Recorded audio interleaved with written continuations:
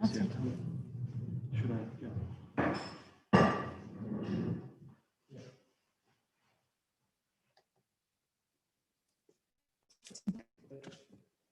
Hello everyone, Pare, Parior, Parilus, Pariereko. Good evening, good morning, good afternoon, wherever you are. My name is Tatevik Ayvazian, and I'm the director of the Armenian Institute in London. We're very pleased and very happy to welcome you all to join our event today. This event is going to present the results of the Armenian Diaspora Survey 2019 to the public, and it's going to be a live event on Facebook and YouTube. Armenian Diaspora Survey is a research project which is funded by Calouste Gulbenkian Foundation and is led by a group of scholars under the auspices of the Armenian Institute. We have a lineup of 7 fantastic speakers who will present various aspects of the project. After the panelist presentations, you will have a chance to ask questions. I will also encourage you to leave your questions in the comments in YouTube and Facebook comments, and we'll try to answer as many as possible. And with great pleasure, I'd like to introduce the first speaker, Dr. Razmik Panossian, who is the director of Armenian Communities Department of the Gulbenkian Foundation in Lisbon. Razmik has taken a lead role in this project from the very beginning, and he'll talk to us now a bit more about it. Razmik, we welcome you, and let's listen to what you've got to say.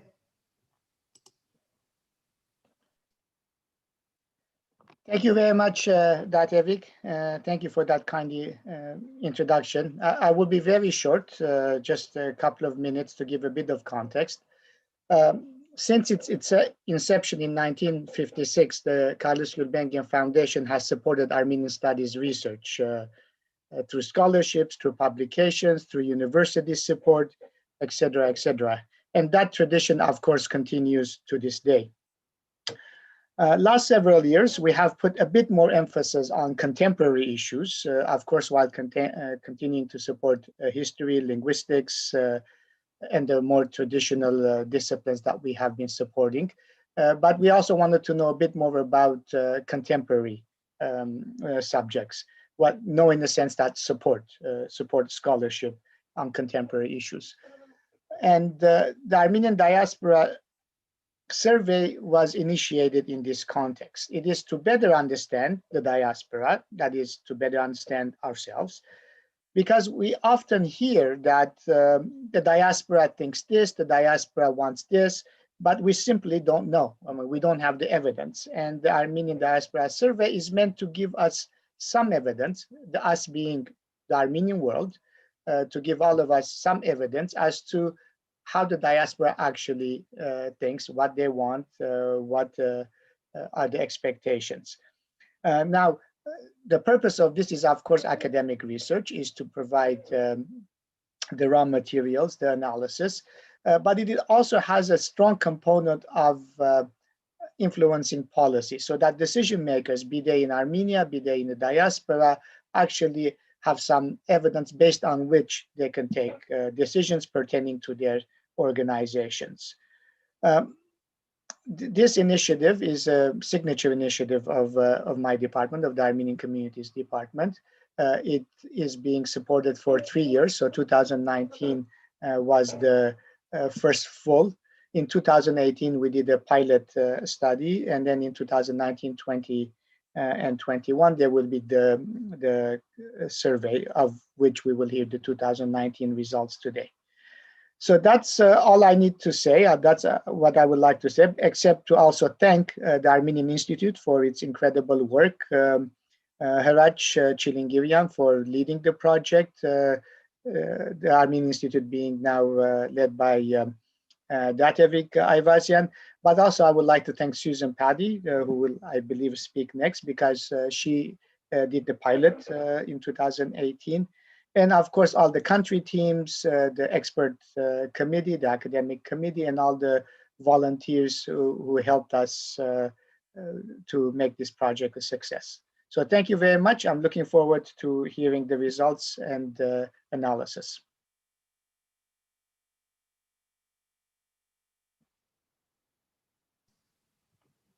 Thank you very much, Razmik. Thanks a lot for your little introduction. Like Razmik mentioned, Susan Pattie will speak next. So it's my great pleasure and honor to introduce Susan, who is the founder director of the Armenian Institute. Now she's our academic advisor.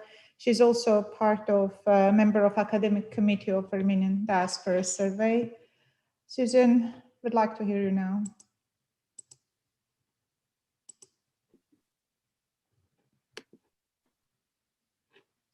Thank you, Tatevik. Thank you very much. And I'd like to say that Razmik Panossian was also a co-founder of the Armenian Institute. We can't forget that as well. It was interesting to hear Razmik say a few words about our origin study, our origin story for the Armenian Diaspora Survey.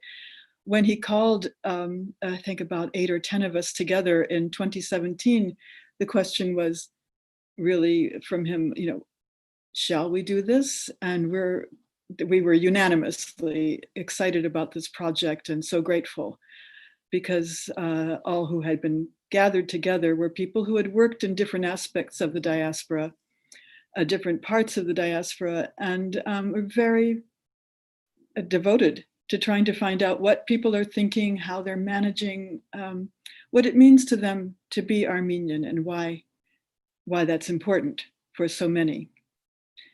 I don't know if Razmik really thought some of us would say no, but we didn't. We all jumped on the idea. So I'm honored to have been the director of the pilot project, where our teams visited Pasadena, Boston, Cairo, and Marseille. In preparation, the committee, being a committee, had composed a questionnaire of about 100, of exactly 100 questions. And that is, yes, it's way too long.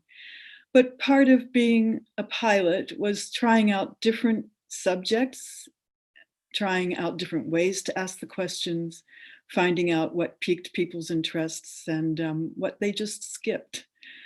And we had 10 at the end, which allowed them to really go off on their own and tell us what they were thinking about.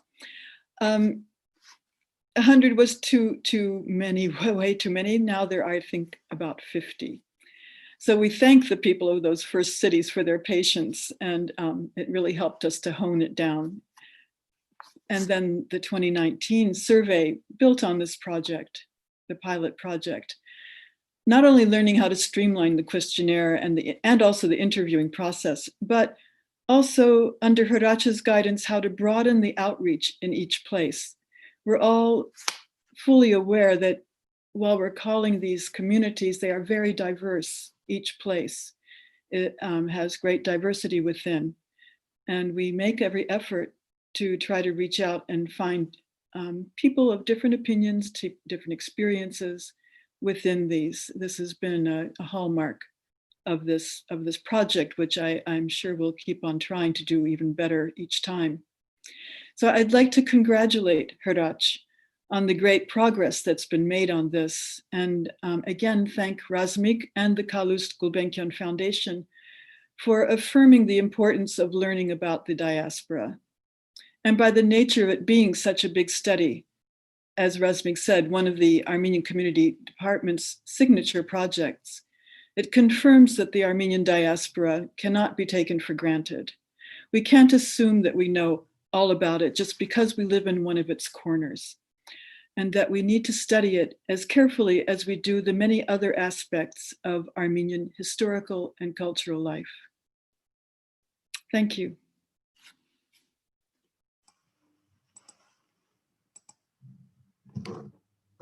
Thank you so much, Susan. Great to know about the beginnings of the survey.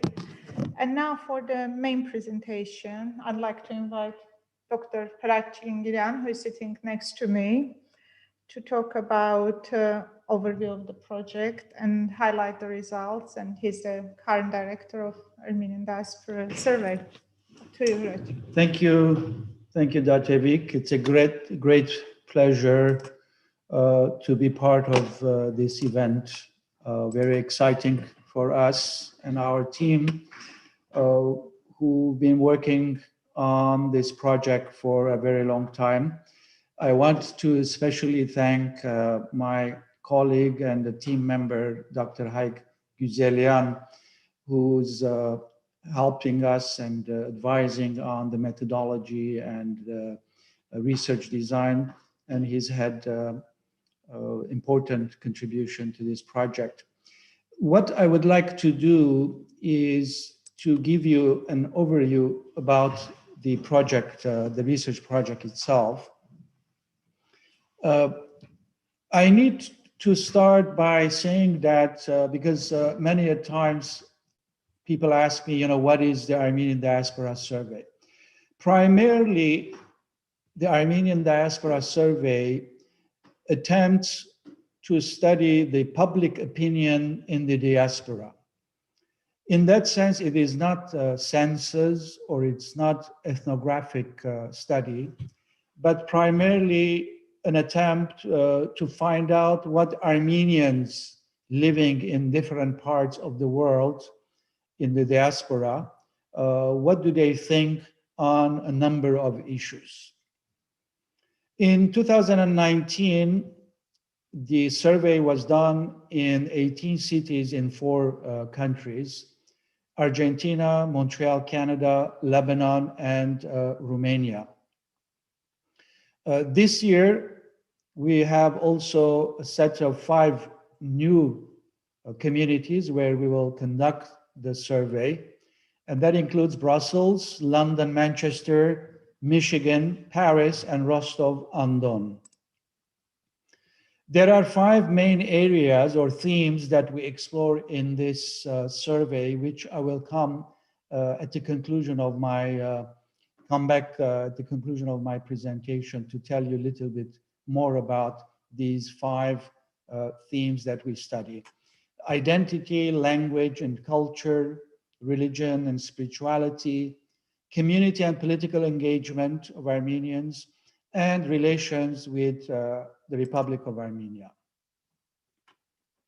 As it has been mentioned, it is very important to underline that this is a project that is primarily led by a group of academic advisory committees, scholars and researchers, experts in research design, as well as data scientists who do the arduous work of dealing with the enormous amount of data that is collected. We have developed over the last 2 years a robust methodology to study the Armenian diaspora, which is different than studying public opinion, for instance, in a particular country. It has a different methodology. So we have developed an approach and methodology that is conducive to studying the diaspora. And we have created extensive research tools to help us conduct this research. The full methodological approach and how this research was done is included in the results book, which you could download from the website of the Armenian Diaspora Survey right after this presentation or this event. You can download the 175-page book, where there is a whole chapter on the methodology. The research, it consists of two main tools or two areas. The quantitative research, which is a questionnaire of 50 questions, as well as we add for each country up to 5 questions that have relevance to the local community. So it's 50 to 55 questions in each community. And it's administered in the languages of a particular community that we are studying. Here you see, for instance, the different languages. By the way, it was in 7 languages last year. And which languages we deployed the questionnaire in, you see it on the bottom of the screen. The second part is as important, the qualitative research, which consists of 25 to 30 in-depth interviews, so that many of the questions in the quantitative that are closed, we have an opportunity to open and gain further insight as to what the thinking is in the diaspora. Obviously, I should note that when we say diaspora, it doesn't mean that we are talking about 7 million or so Armenians, at least the estimated number, or Armenians who live in 100 countries. But it's particularly our results are the results of the communities that we have studied in the diaspora. And this is also important to note that it's an ongoing project. It's the first of a 3-year cycle. So it is a work in progress as we move this year and next year into studying other communities. By the time the research cycle concludes, I would think that we're gonna have about a study with about 22 countries in the diaspora. Now, 3 main areas that are important in organizing the fieldwork and deploying this research are, first, we engage and involve all community organizations, associations, churches, political parties, which is very crucial in making sure that we have full participation. But we also spend considerable time and energy on trying to reach to those who are not active in the community.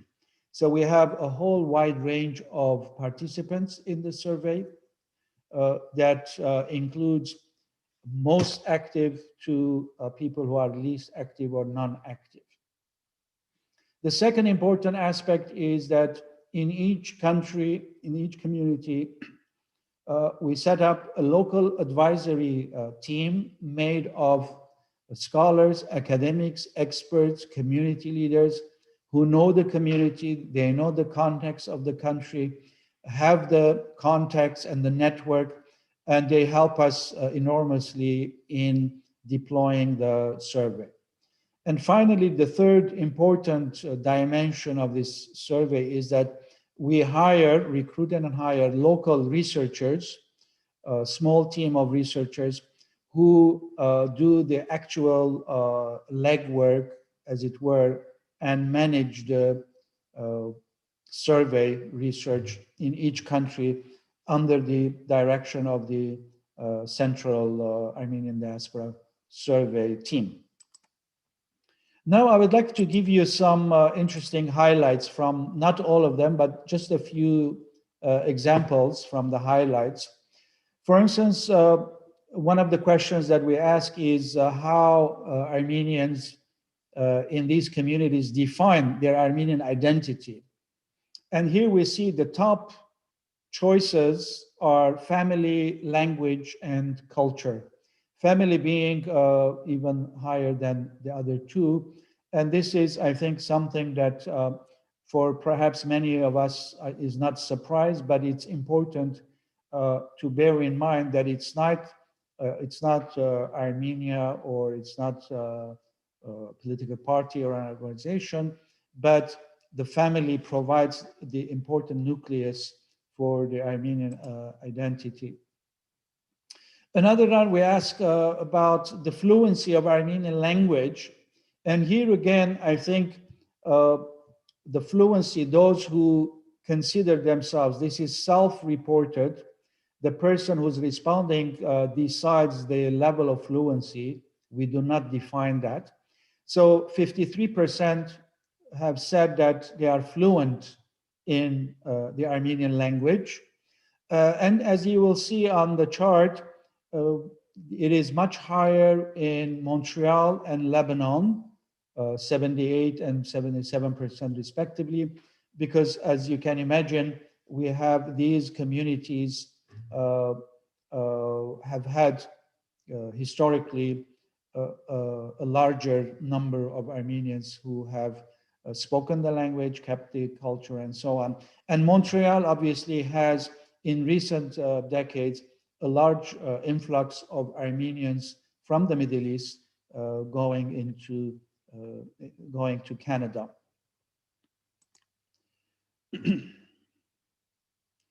Now, in terms of political views, again, we ask about what sort of political views they have. Here again, we do not define what liberal, conservative, or progressive means, but the person, according to their own understanding and perception, they have indicated that 38, nearly 40% is liberal, conservative is 17, about 2 in 10, and another 17% is a mixture of combination or a mixture of various views, political views.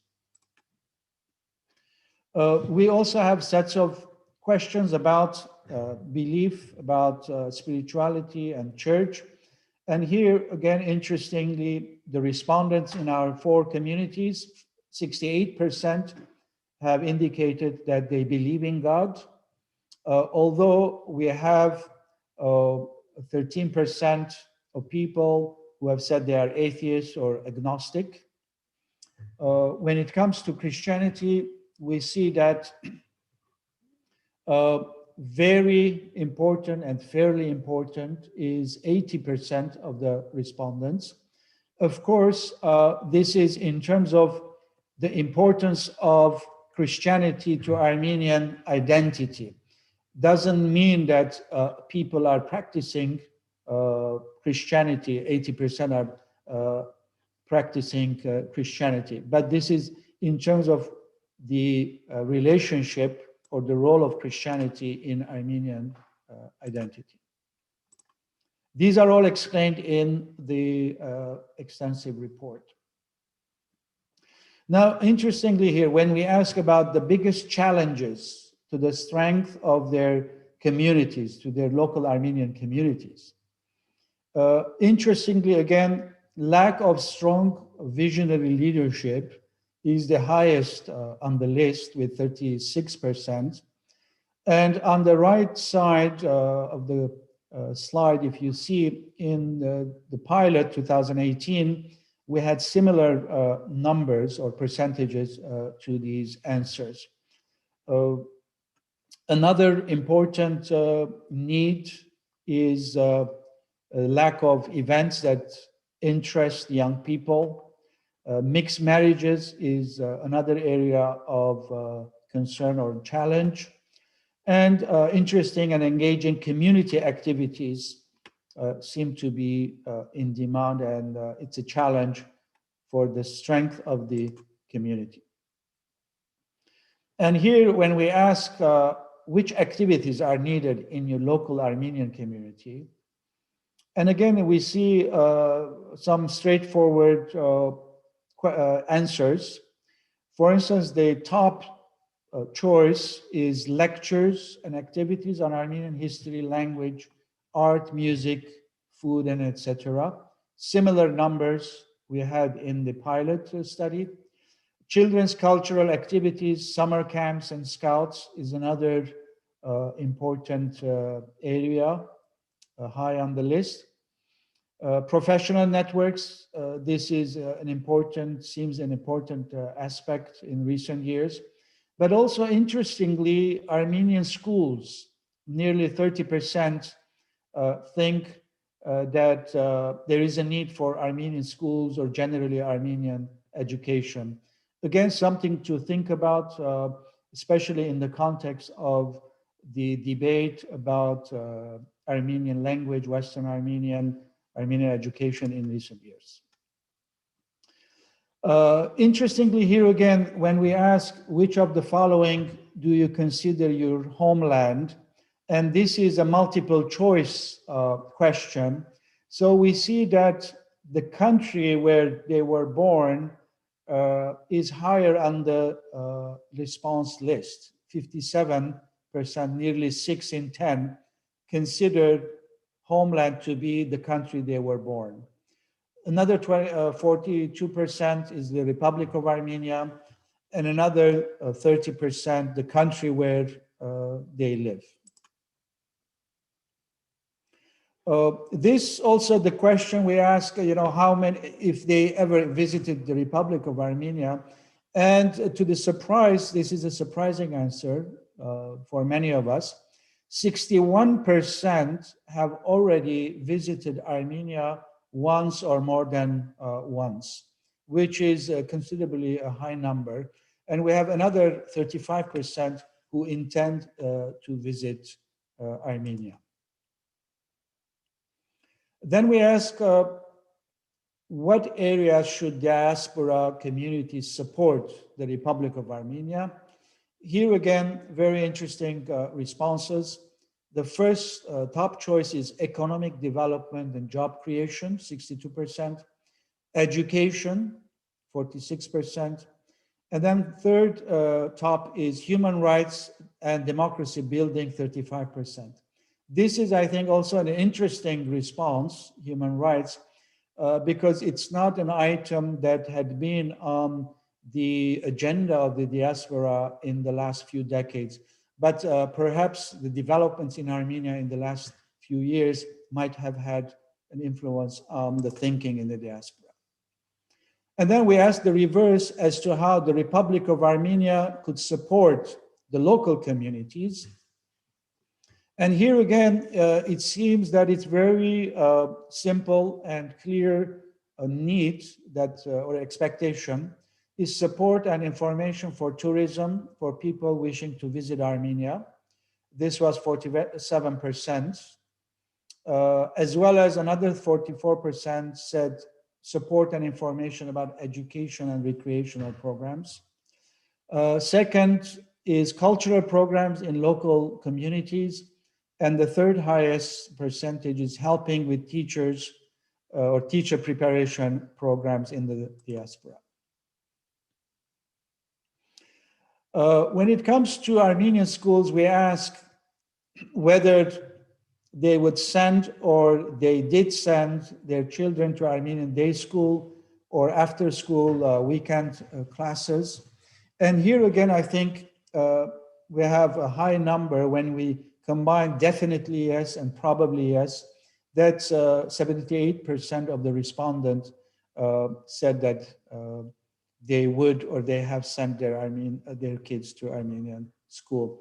I think, and this is also a figure that needs further thinking and taken into consideration. And then when we ask, what do you want Armenian schools to provide for children? Again, perhaps not surprisingly, learning Armenian is the top expectation from the Armenian school, 71%.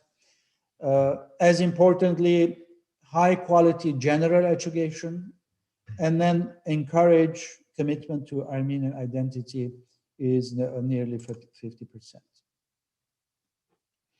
And this question, because what is happening in Lebanon is in our minds and it's on the agenda generally, we asked this question particularly in Lebanon, and this was in October of last year.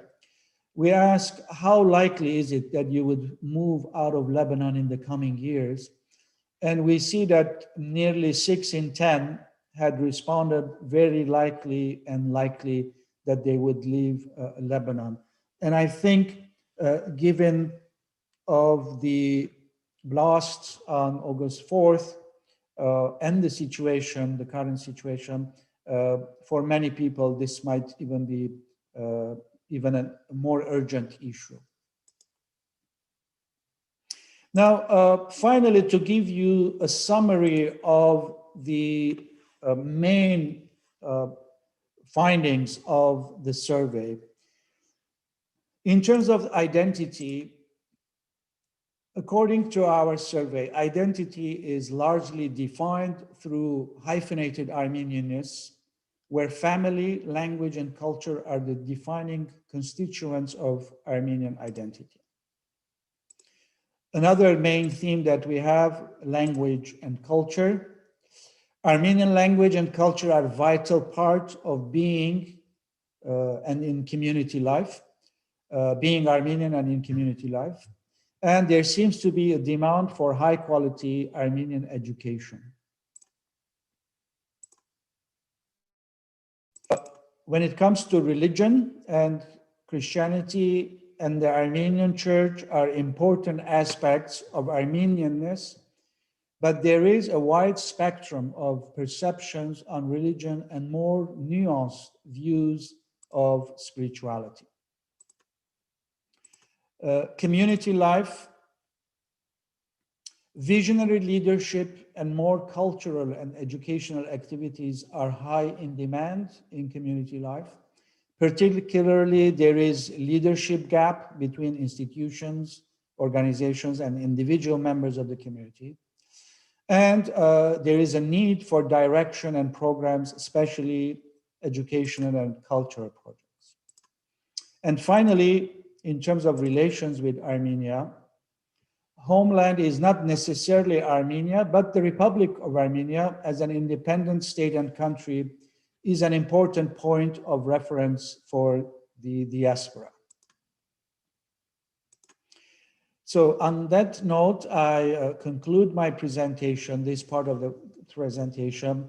And as I noted, the full report of last year's survey is available for free from the Armenian Diaspora Survey.com website.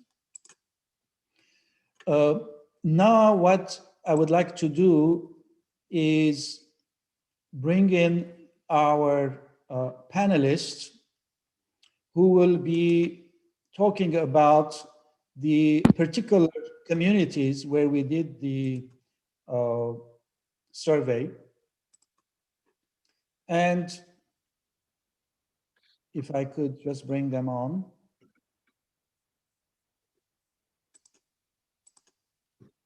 I still on it, Khachig, Derghougassian.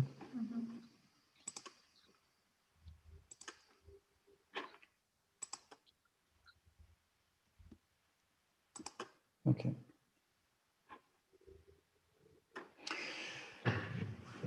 I'm very happy that the panelists today took the time from their busy schedules, especially in some countries, to join us. First, we have Armine Vosganian from Bucharest. Armine is an artist and a doctoral candidate and an active member of the Armenian community. And she was the survey manager last year during the ADS in Romania. Then we have Dr. Khachig Derghougassian joining us from Buenos Aires. He is a political scientist, a leader in the community, and he was the chairman of the Argentine local advisory committee for ADS. We have Raffi Yeretsian from Montreal, and Raffi was the survey manager of ADS Montreal last year, and he's an active member of the community.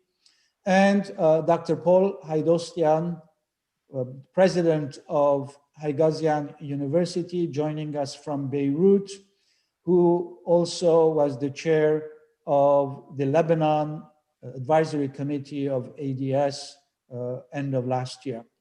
Welcome, dear friends and colleagues. And now I will ask each one of them to highlight in few minutes the results of the Armenian Diaspora survey in their own communities. So Armine, the floor is yours. Parev, everyone. First of all, let me thank Hratch, who invited Romania to be part in this project. And I thank Calouste Gulbenkian Foundation and the Armenian Institute. And I congratulate everyone who took part in this project. I think it's very important, and I'm very grateful that Romania is now on the map of the study on diaspora. I think it's very important. It was very interesting that Hratch invited me to do this study without him knowing that myself and my colleague Arsen Arzumanian already started studying the diaspora. I started through documentaries and film, and Arsen was on the field for his PhD. So we were already starting a type of study, but this project of the ADS was a completely different approach. And I will, as Hratch said, I will highlight what is different in Romania in comparison to the other countries. So for our diaspora, the language is a very complicated matter. Most of the Western Armenian migration waves, so now I'm talking about old migration waves such as 10th century, 13th century, 17th century, and the last one through the genocide process. These my wave of migration and all the generations that came afterwards lost their knowledge of the language and somehow the interest. So now there are a lot of Romanians that don't even know they are Armenian. So unfortunately, we don't have the specific number of Romanians with Armenian origins. We have an estimated number, but I don't think it's the correct one. Another thing that it's very important, a part of the language, is the region, how the regions differ, how the communities differ from the southern regions of Romania, which is mostly populated with the genocide survivors and the generations that came afterwards. We have the Moldavian region, which is the oldest migration wave. So they are from the 10th century, 13th century. We have the oldest churches there, but some of them are just buildings. They're not used anymore. And then you have the Transylvania wave, which is a lot closer to the Catholic Church. So already the church is split in two. And because I mentioned the church, there is a point which is different from other countries in Romania. the diaspora did not have a problem with the leading force, with the powerful vision of the leader. They had an issue with the relation between the main organization of our community, which is the Armenian Union, and the church. So now we are at the verge of this conflict, where the diaspora doesn't feel united because there is a conflict between the church and the union. In our country, there is only one organization, main organization. This is another point that differs from the other countries. We don't have a political party. So this is an organization that has a leader which represents the Armenian minority in the Romanian parliament. So this is the only organization, the only official organization we function in. So this is the main thing that unites us. So this is why I told Hratch when we saw the questionnaire, I told him that probably all the questions that refer to political parties, most of the respondents will probably say no, they don't belong to any political party. So that was the case. What was again different was that we decided to add another question to the questionnaire, such as if the respondent votes at the general elections that take place in Romania, if they vote with the Armenian Union, or if they vote a Romanian party, such as liberal, social, and so forth. Because in our country, there are a lot of Armenians who prefer to vote for the Armenian Union to be sure that we have a representative in the parliament. And in some cases, Romanians as well, because they are very fond of the Armenian community, they also vote with the Armenian leader. Another thing, most of our respondents did not feel that they have to participate in any way in what's happening in Armenia and Azerbaijan. A lot of them did not understand the conflicts there. This was a little bit different in the case of the respondents who are belonging to the last wave of migration, so the ones who came from Armenia. That's a different case. They are very, very attached to the language, obviously. They believe that if you don't know the language, you should not call yourself Armenian.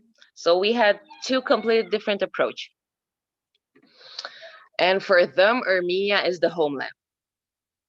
In the case of the majority, the homeland is Romania, because they don't have memories of any kind from Anatolia, or some came from Caesarea. So we're talking about people who their ancestors came from those regions. So they have just like a metaphor or just a story.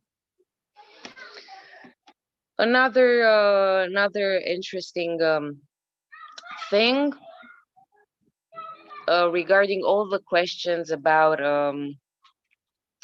God and Christianity. In this case, Hratch was right. I mean, it was the same case as in the rest of the countries, that all of them are Christians and all of them believe that it's very important that in order to be Armenian, you have to be Christian. Apart one person, we had only one respondent, a respondent who was a refugee from Iraq, who speaks fluently Armenian. But I believe that because she came from this environment, because she lived with Muslims, she believed it's not a condition to be Christian. She believed that the religion doesn't matter in order to acknowledge yourself Armenian. I believe these are the main highlights. Thank you very much, Hratch, and I hope I made myself clear.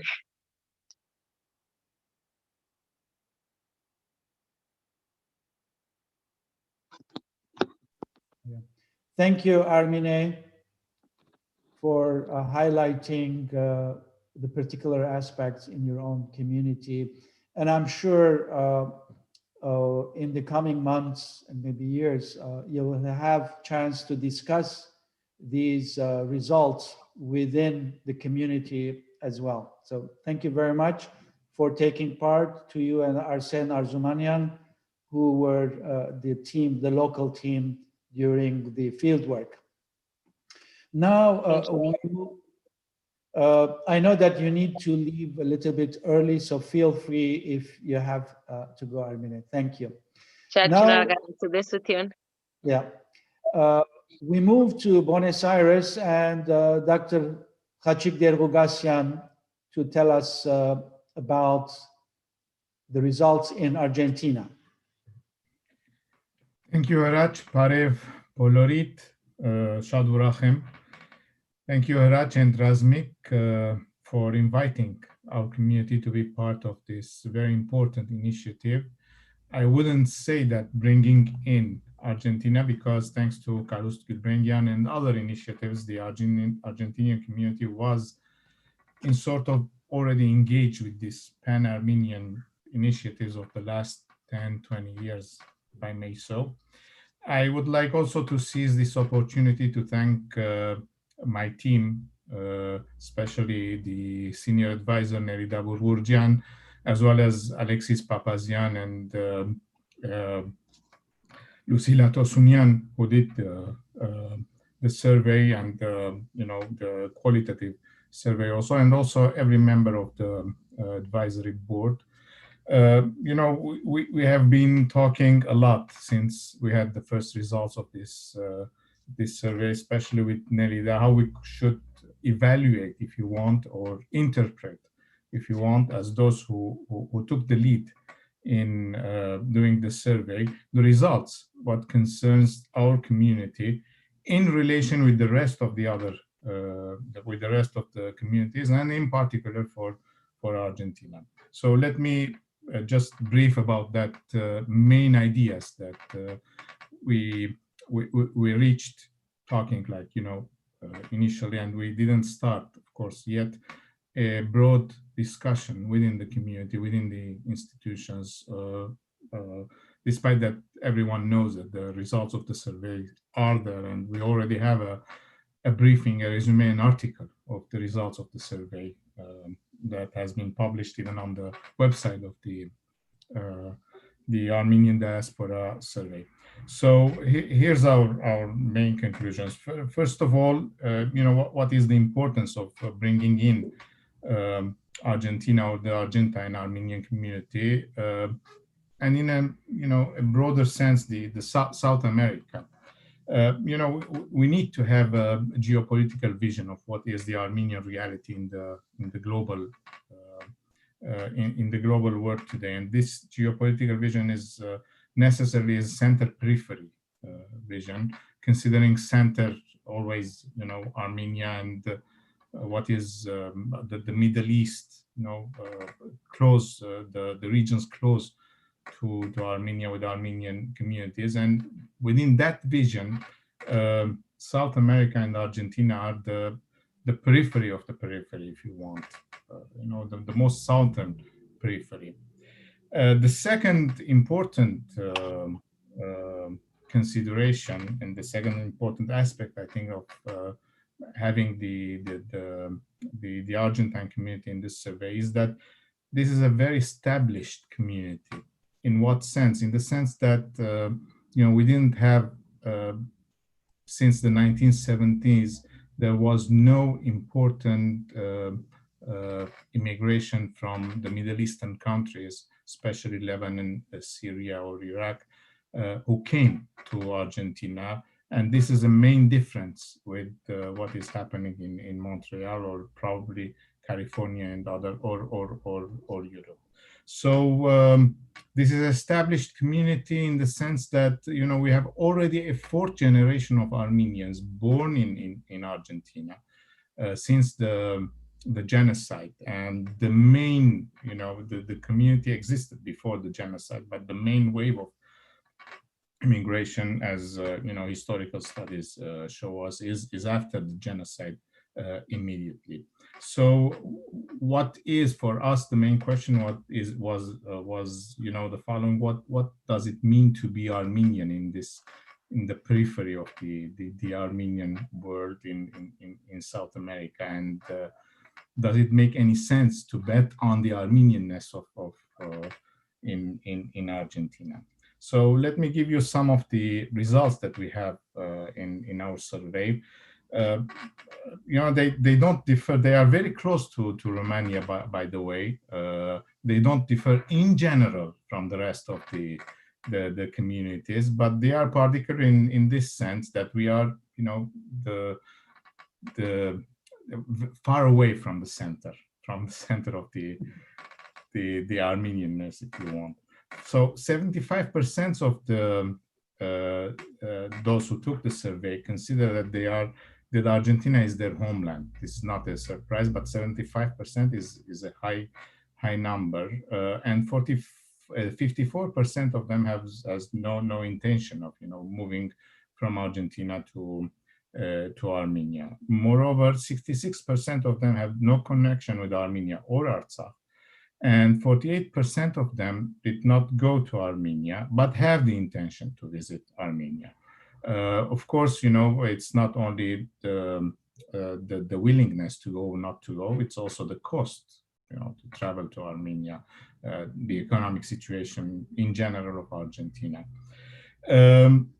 And if we move to what is the identity for them, 7% of them said that they are only Argentines, not Armenian Argentines, not Argentine Armenians, only Argentines. And 45% define themselves as Argentines of Armenian origin, so not Armenian and something, or Argentine and of Armenian origin, which is very much more abstract as in identity in Armenian terms of the identity.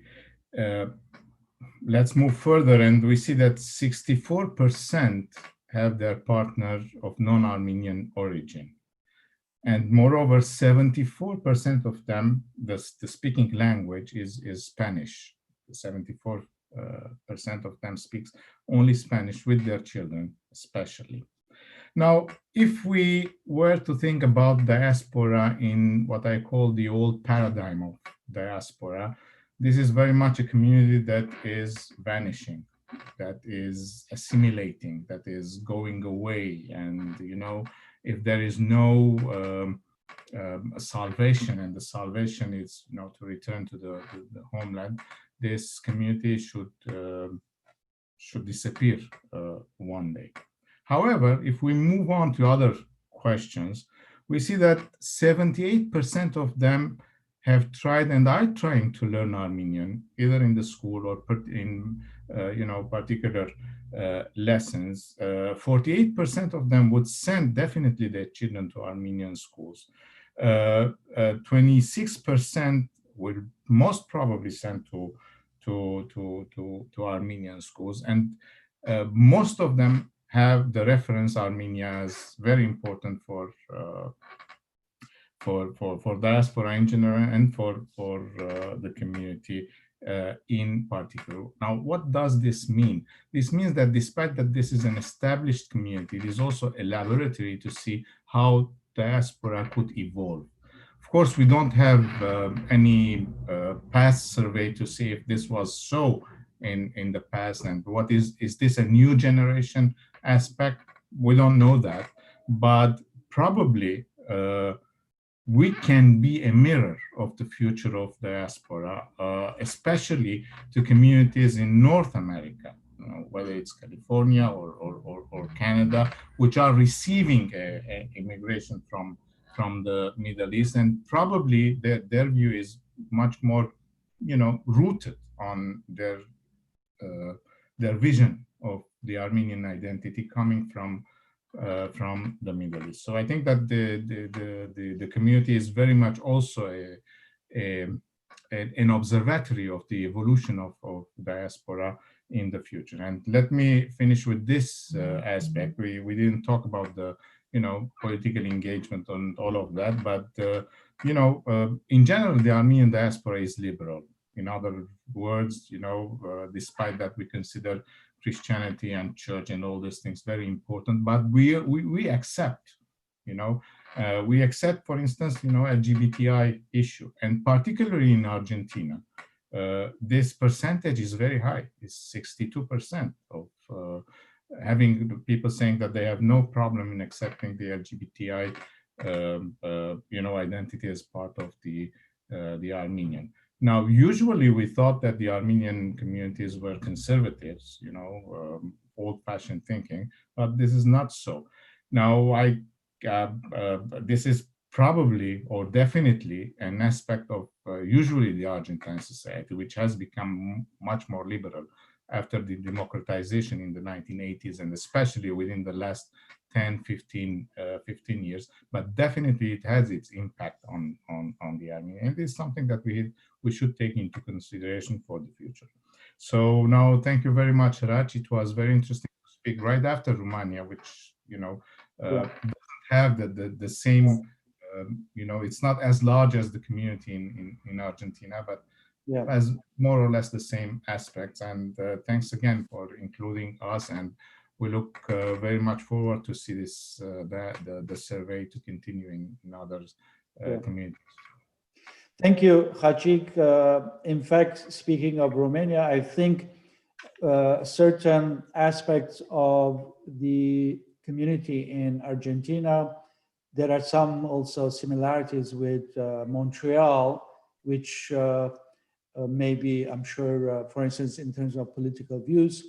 So it's a good time now to invite Raffi to tell us about the results in Montreal. Raffi? Thank you very much, Hratch, and thank you for you and the team behind this project for asking Montreal to be part of this. I can affirm that this was a source of great enthusiasm for the community as a whole. And I would like to especially thank Lale Manjikian and Nairi Tavlian, who were my colleagues with whom I collaborated very closely during the project, as well as the fantastic team of 12 volunteers that helped us, without which we would never have been able to have such success in terms of participation.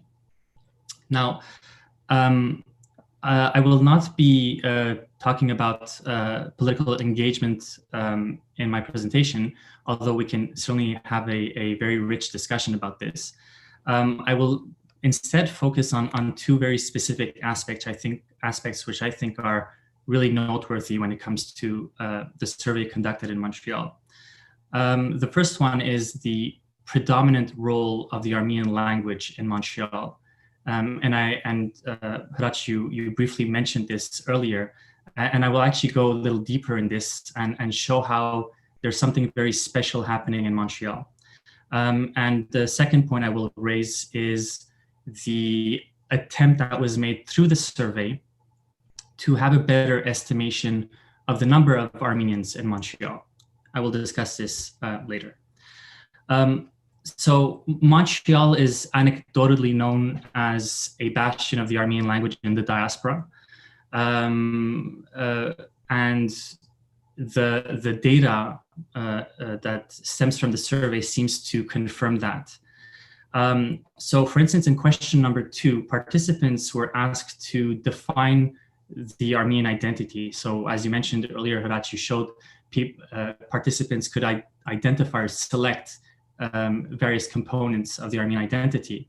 And a staggering 80% of respondents in Montreal said that the Armenian language is an important component of the Armenian identity.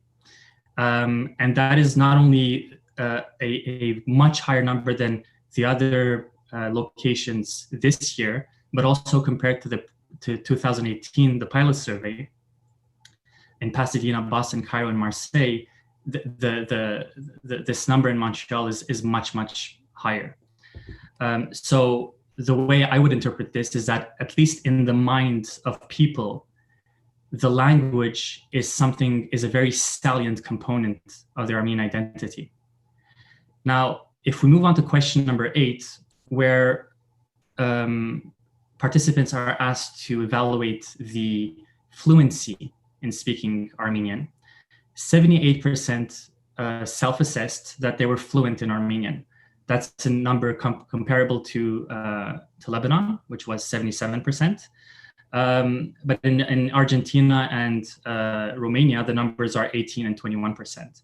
So this now shows not only that in the minds of people, language is important, but that the language is actually very much alive and vibrant in the city today. And the third question I will focus on or bring your attention to is question number 9.8. So question number 9 generally asks participants to indicate which language is predominant in their interactions with relatives. And 9.8 specifically refers to communications with children. And the reason I'm specifically highlighting this question is because this is a very good indicator of a projective evaluation of the preservation of the language, right?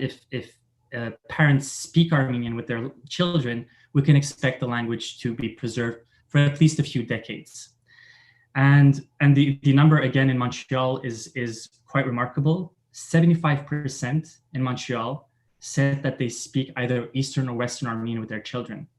Again, that's a number very much comparable to the 76% of respondents that answered the same in Lebanon.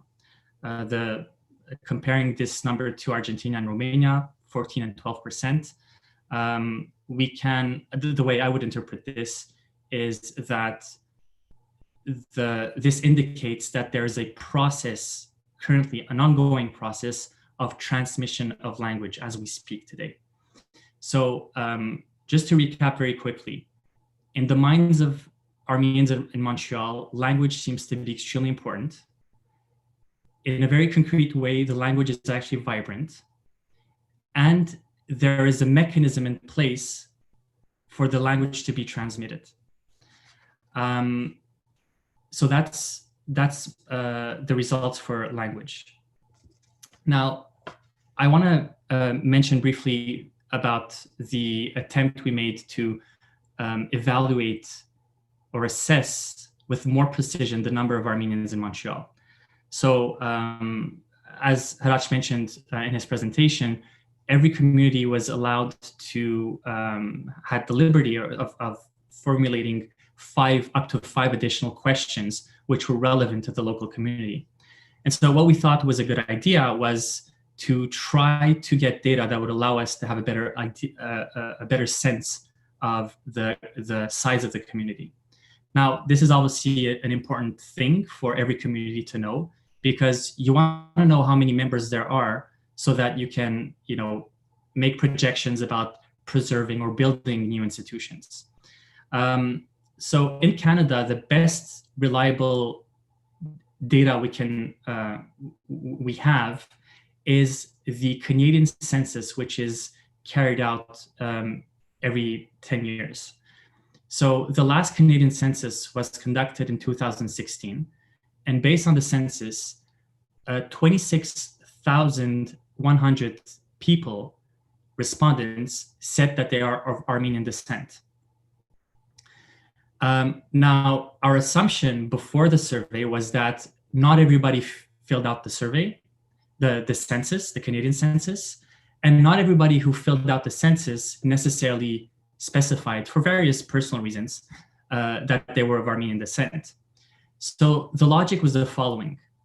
We thought that if we can have an estimate of the number of people who did and did not answer, indicate that they were of Armenian descent in the Canadian census, and extrapolate those proportions to the level of the community, we could then have a better estimate of the number of Armenians.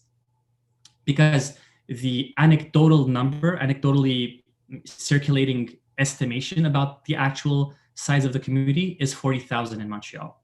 So we wanted to verify if that was indeed the case. And the results are very interesting.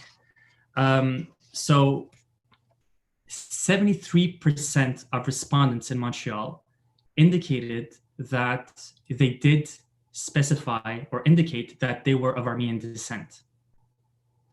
So that means that a 27% is not accounted for, potentially, right?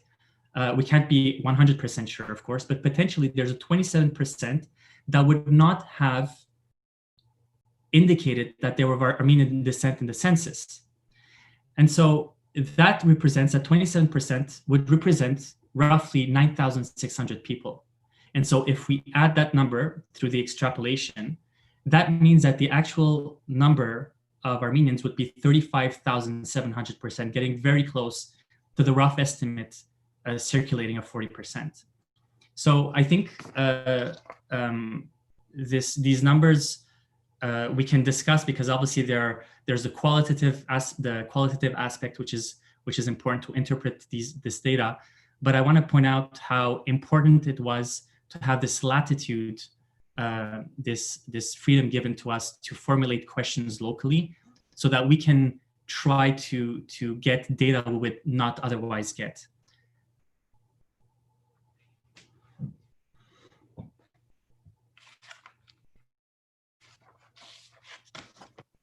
Thank you, Raffi, for that very interesting, especially about the figures.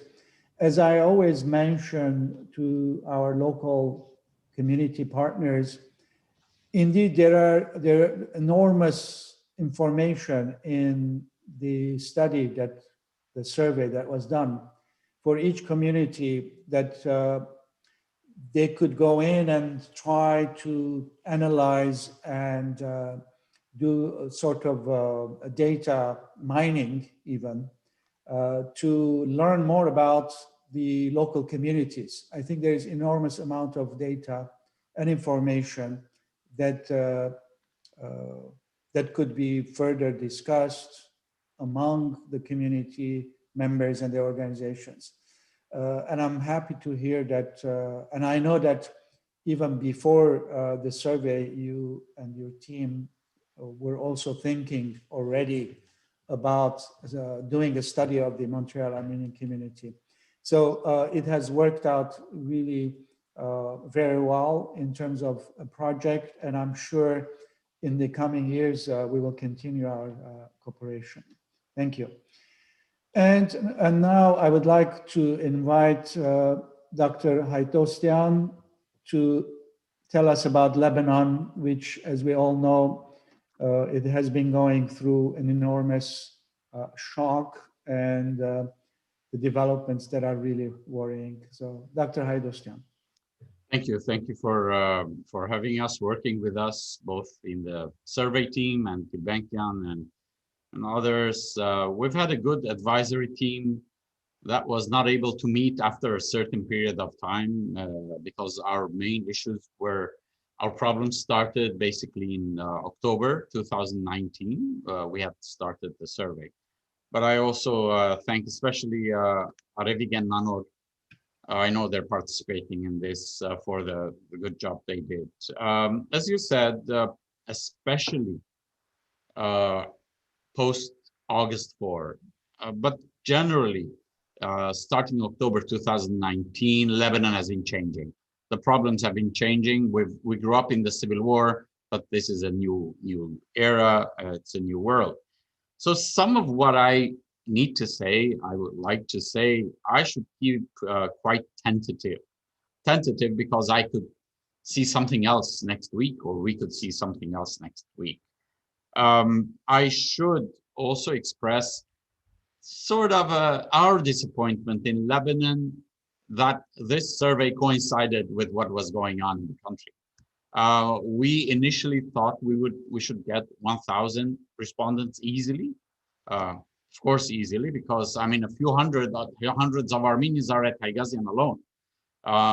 But we ended up with 600, and then some were not counted because of issues. So 540 something written surveys and 32 interviews with Nanor and so on.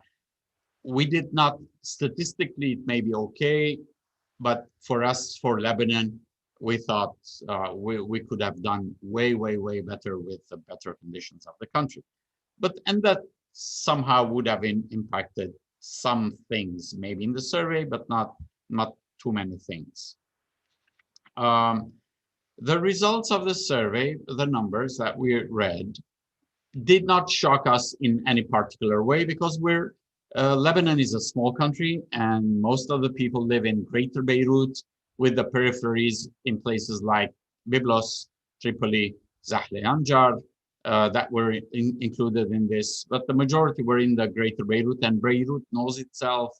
And whether people are within the Armenian institutions or outside it, people know about each other's views in general. So we were not surprised in particular. Maybe the order, for example, I mentioned before, the order of having family first, also in general, that was kind of interesting. But let me go over a few quick points we noted. One is the high emphasis on education in a place like Lebanon. Lebanon has a few dozen, used to have dozens of Armenian schools. It still has. But when in a place like Beirut, people say we value the Armenian school and we value high standards of education, and yet some of those who filled the survey are not sending their kids to Armenian schools, it means that it's more based on their experience or based on where they live in the city or something else that they don't have their kids in the Armenian school. And yet education, that's important for Lebanon and the Armenian community. The other probably for me personally also, because we're centrally located in the community, I think the issue of leadership, the importance of leadership training. And let me say something about the Lebanese Armenian self-understanding.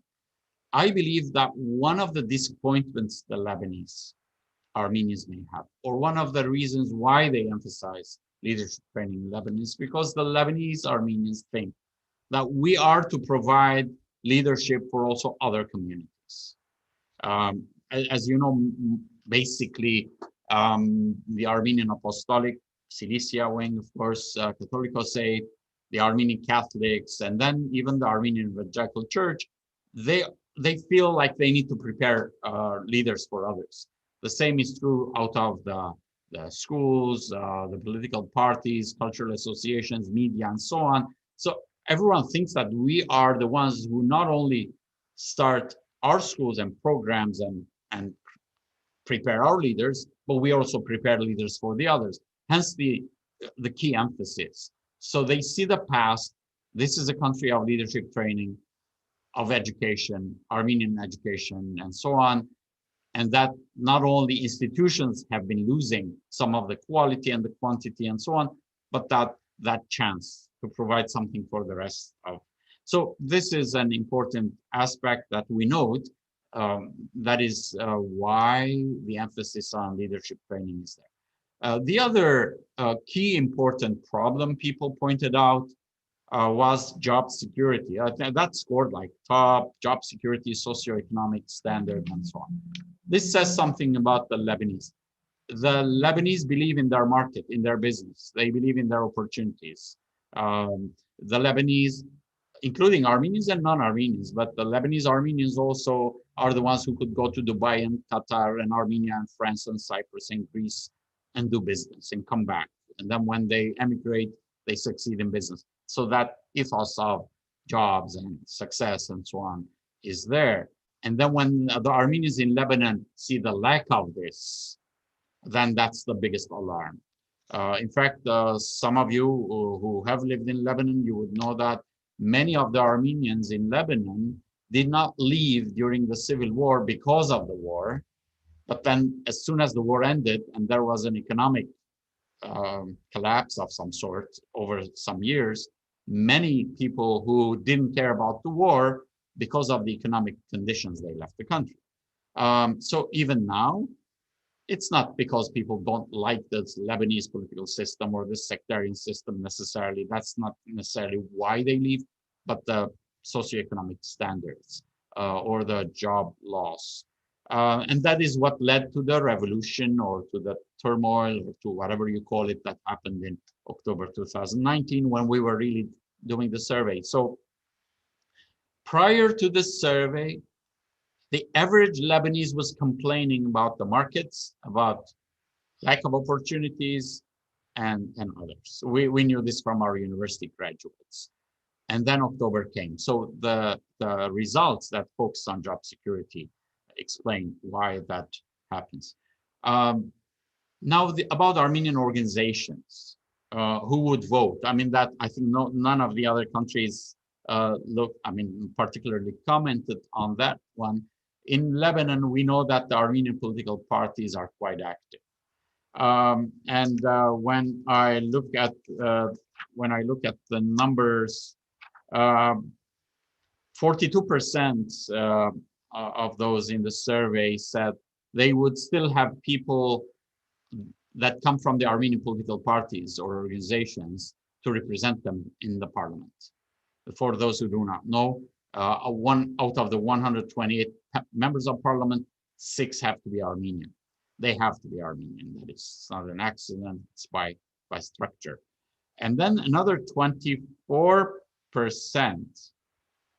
said any Lebanese can represent me, not any other Armenian who is not in the political party. So, I mean, for those of you who focus on the Lebanese politics, this for me is striking. So the big number, close to half, that the whatever parties, political parties, Tashnak, Ramgavar, Khachig, and so on and so forth, could promote people and then have them come to the parliament. But then the next one was not individual Armenians who are not within the system.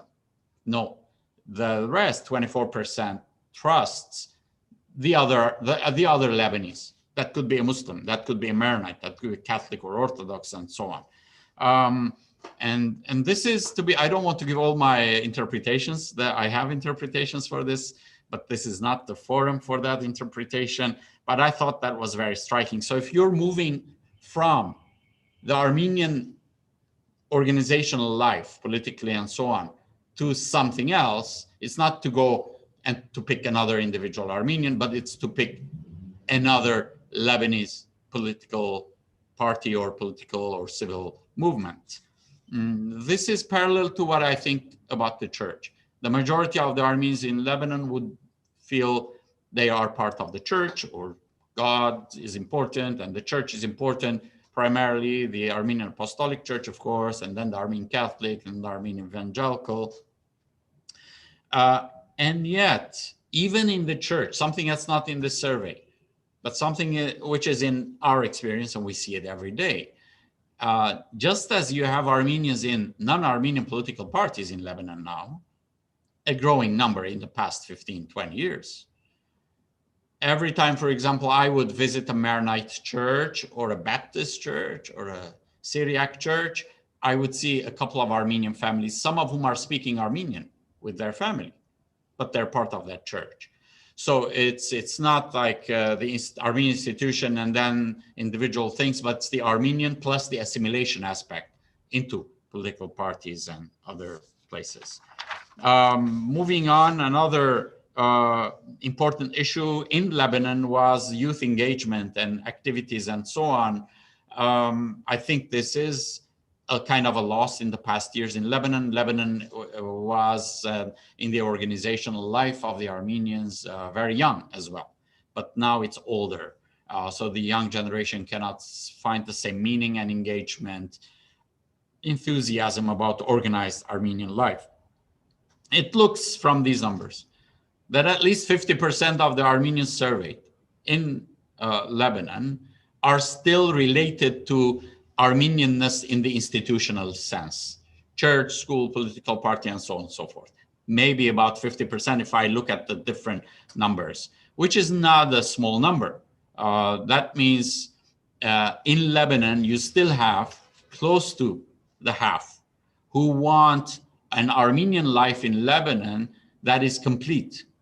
When I say complete, it's not only family and school and so forth, but it's the totality of language and this one and that one.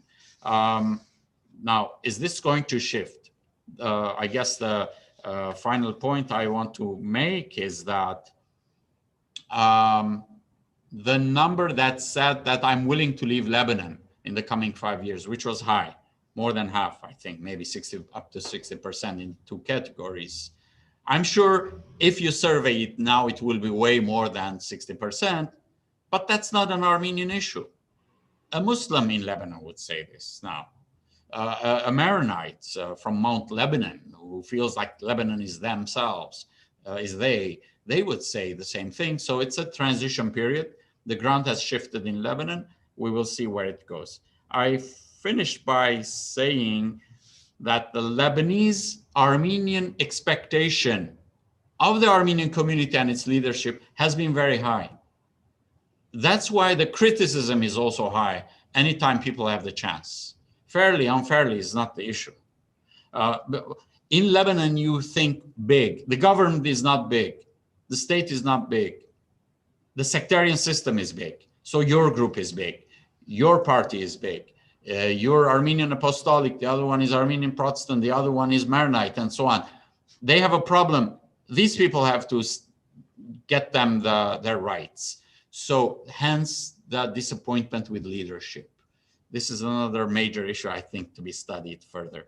But let me stop there and say that, yes, this is a shifting situation now in Lebanon.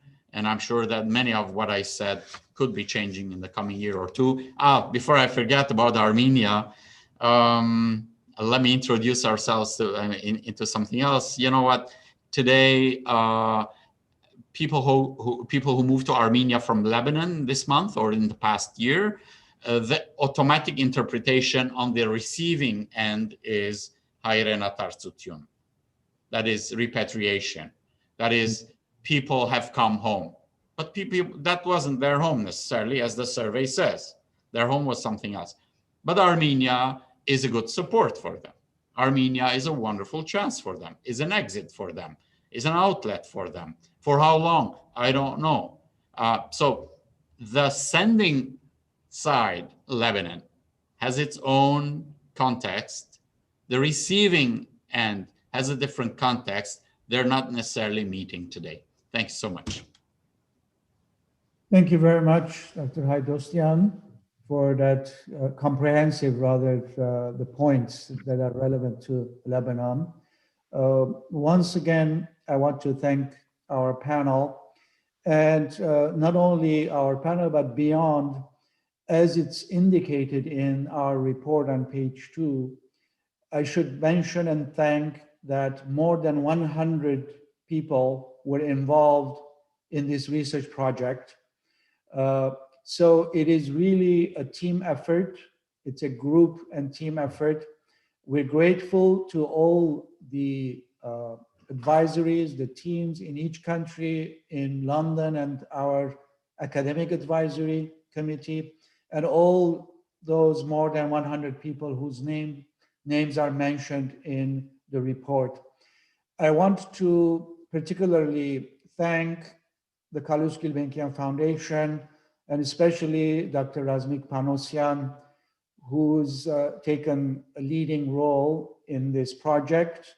His advice and his guidance is always welcome, and he contributes to this, not only as the director of the Armenian Communities Department, but he is a political scientist and a scholar in his own right, so he brings in great value to this project. Also, thanks to the Armenian Institute in London, and particularly Susan Pattie, who has been a leading force in the Armenian Diaspora survey from the very beginning. She had the difficult role initially to put this project together, and we are all grateful to her and to our team. So now I will turn back to Tatevik. Tatevik tells me that we were going to have a Q&A session, but the questions, few people who had already asked questions, they have written that they have already found the answers to their questions, either through our discussion or in the report. There was one question about the demographics of the sample. Rather than spending time here, this is explained in the report, especially in the tables. You will find out, the various age, gender, generational, demographic information in the report. So in that sense, we've, I think, said a lot, quite a lot, and people seem to need time to absorb all this information and data. So that's it. Yeah. Thank you. I'd like to say a big thank you to everyone who is watching, because I've been reading lots of warm words and congratulations. Thanks everyone who supports us. I would encourage everyone again to go to Armenian Diaspora Survey's website, download the report, which is beautifully designed, very interesting read. Huge thank you, like Hratch said, to all the panelists, and huge thank you to Dr. Tchilingirian for leading this discussion. And before we leave, I'd like to ask the panelists if you have any final comments you'd like to add. No. No. I think everyone said a lot. We want people to go and read, get in touch with us, contact us at Armenian Institute or Armenian Diaspora Survey, Google us, keep in touch, and thanks again.